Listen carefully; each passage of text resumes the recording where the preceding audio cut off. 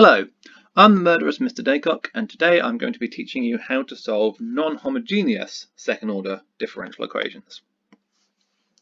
So what is that? What is one of those? Well, a homogeneous and second-order differential equation is the type of differential equations we've been doing this whole time, and in this case the homogeneous equivalent would be d2y by dx squared plus 2dy by dx plus 5y equal to 0.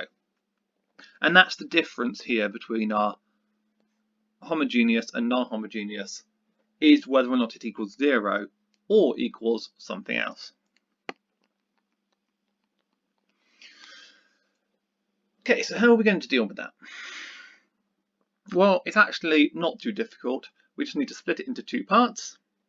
So now, the solving it equal to 0 part, when that would normally give us our general solution, now because we've got an extra bit, it's not quite the general solution. We're going to call that the complementary function.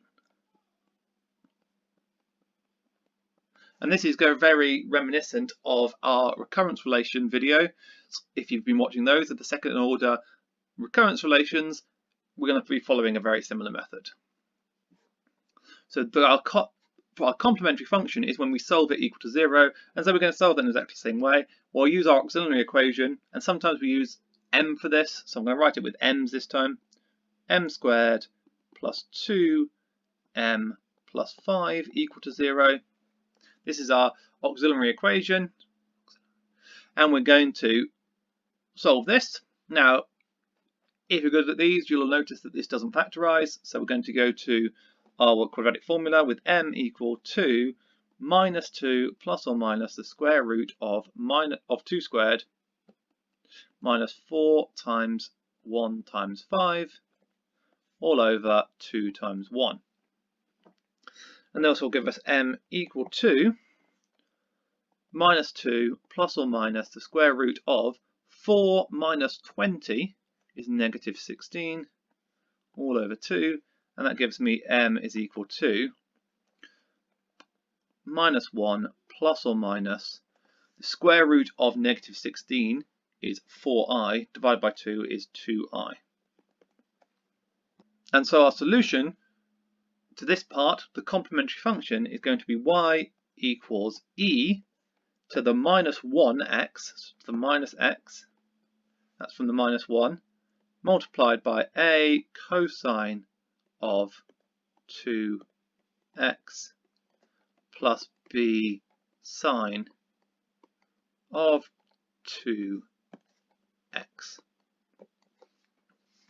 there we go, that's all there is to it. That's our complementary function. And that's the solution to the equals 0 part.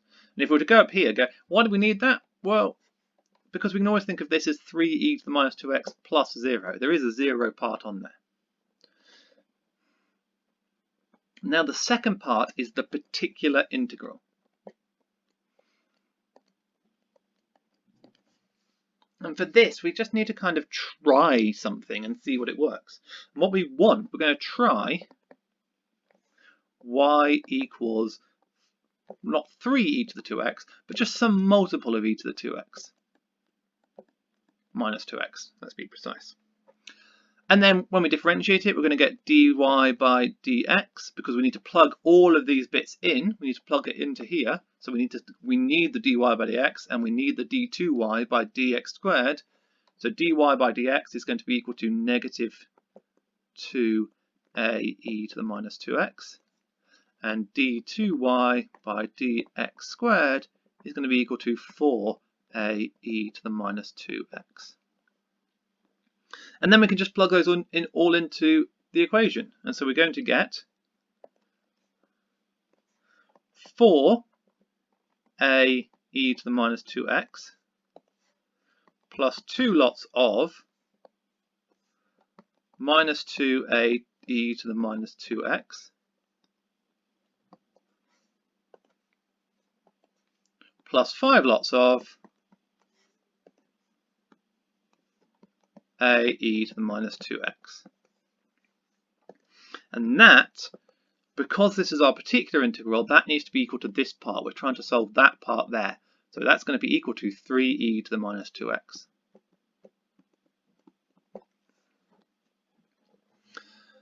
Okay, and so what do we get? Well, let's expand these out. We've got 4e to the minus 2x. We've got minus 4e to the minus 2x. And we've got 5e to the minus 2x, and that's equal to 3e to the minus 2x. Collecting the terms, and we get 4, those cancel out, and we just get 5e to the minus 2x is equal to 3e to the minus 2x. So 5a equals 3, and a equals 3 over 5. And so our particular integral is going to be y equals 3/5 of e to the minus 2x. And that's the key term that's going to give us this bit here. And so our final solution, our general solution is going to be equal to the complementary function plus the particular integral. And so our general solution is y equals e to the minus x, and this is from the complementary function, well, cosine 2x plus sine, a cosine of 2x plus b sine of 2x plus 3/5 of e to the minus 2x. And that there is your general solution. And as it's a general solution to a second order differential equation, it still has two unknown constants. And notice this is very important. We don't know the constants. We can't identify the constants of the complementary function without more information. We can do it perhaps later without more information, but we can identify the constant of the particular integral just from for the equation itself. There's no boundary conditions or initial conditions required to find the constants of the particular integral. They can be found just from the equation. But the constants of the complementary function do require boundary conditions or initial conditions. Okay, so that's the basic principle. Let's go through some more examples, find the general solution to this. So, complementary function, we are solving m squared minus 2m plus 1 equals 0. That factorizes to m minus 1 squared equals 0, and so we've got a repeated root. And so our solution is going to be the form, our complementary function is y equals, our root is 1, so it's just going to be e to the x. Y is equal to a plus bx, lots of e to the x. Remember, this is the form of a repeated root. We get this because of the repeated root going on. And now, for our particular integral, now this is wrong, but it's very tempting to try just 5x squared, or let's be clear, try ax squared, some multiple of x squared. But if we differentiate that, we're going to get dy by dx is equal to 2ax, and d2y by dx squared is equal to just 2a. And if we plug those in, we're going to end up with some of these having to equal 0. We're going to end up with a equal to 0, but it doesn't work. You can try it out for yourself, but we're missing things. We need something that's going to add up to this 2a part and something that's going to add up to this 2ax part. And so what we have to try, and this is always the case, if you're dealing with any polynomial, you have to try your particular integral as being equal to an arbitrary polynomial with highest degree equal to highest degree in your polynomial. So we have to go for squared still, because that's the degree of our polynomial, but we still need to add on the bx plus c, because although they might be 0 in our original function, the b might be 0, the c might be 0, they might not be when we differentiate them.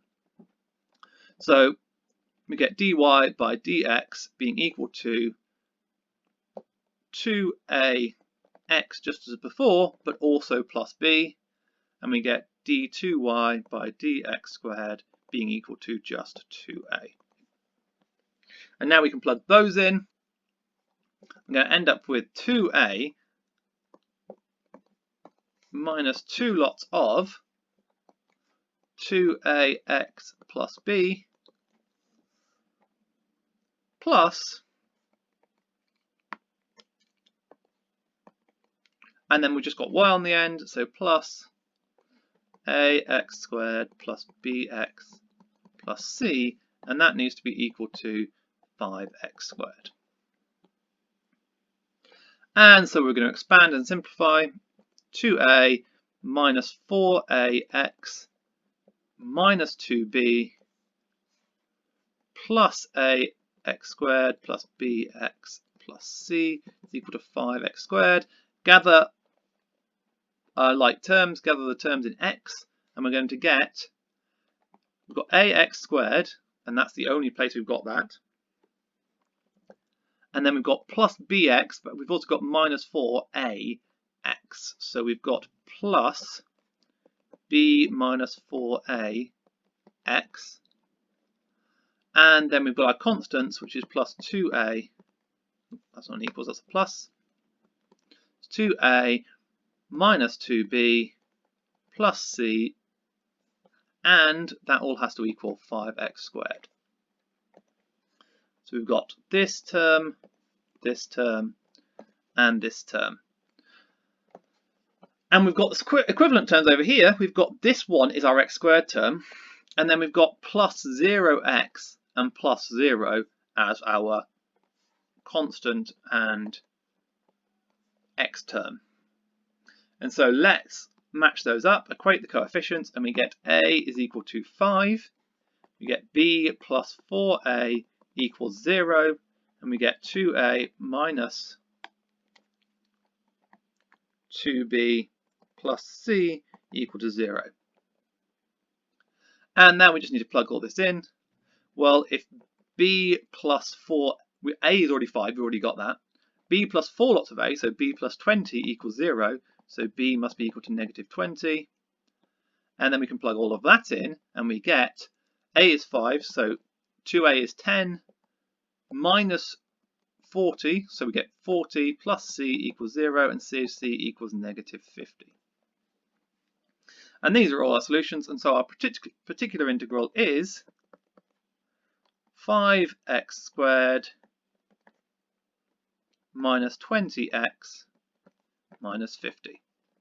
And then that gives us our general solution.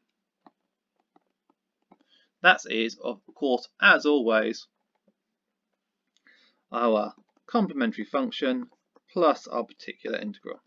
So the complementary function was, so the general solution is equal to y equals to a plus bx e to the x plus 5x squared minus 20x minus 50.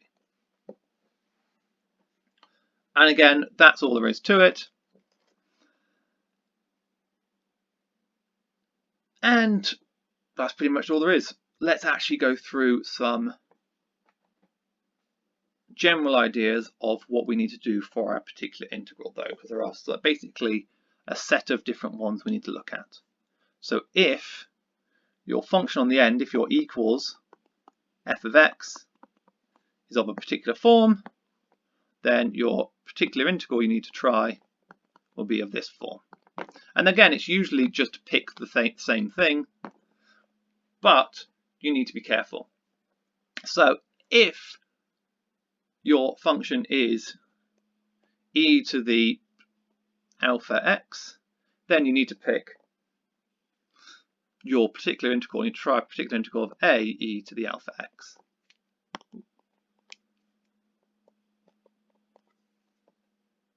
Nice and easy, pretty simple. If your function is some kind of cosine of alpha x, or sine of alpha x, or cosine of alpha x plus, and of course in each case I'm talking about some kind of there's always some constant here, so this could be a, this could be b, this could be c, this could be d, anything along those lines, just some constant there of sine alpha x. That suddenly turned red.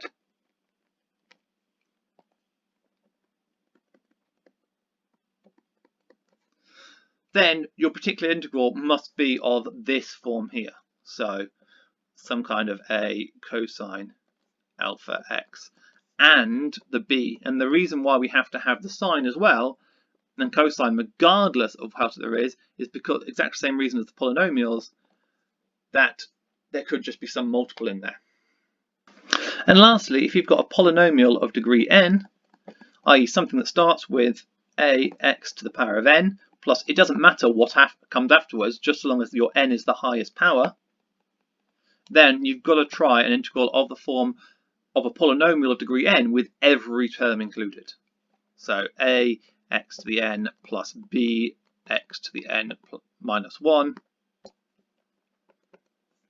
plus dot dot dot all the way down to dx plus e kind of thing. And you need to make sure you've included every single possible term, because as you differentiate, those terms could start appearing. Right, and that's all there is to it. When you're choosing your particular integral, make sure you are thinking carefully about basically what it differentiates to. E is easy because it just differentiates to itself. So if you've got e to the alpha x, you just need to be its own thing. Cosine and sine mostly differentiate to themselves, but they differentiate to each other. So you just need to try each other. And polynomials differentiate to the lower degree, and therefore you actually have to include every single degree lower than your highest degree, because that's what they differentiate to. Of course, if your function that you're running on the end is something more difficult, like the natural log of x, you might end up having to use an infinite series as your particular integral. But we're not going to be dealing with that right now. Thank you very much for watching, and I'll see you in the next video.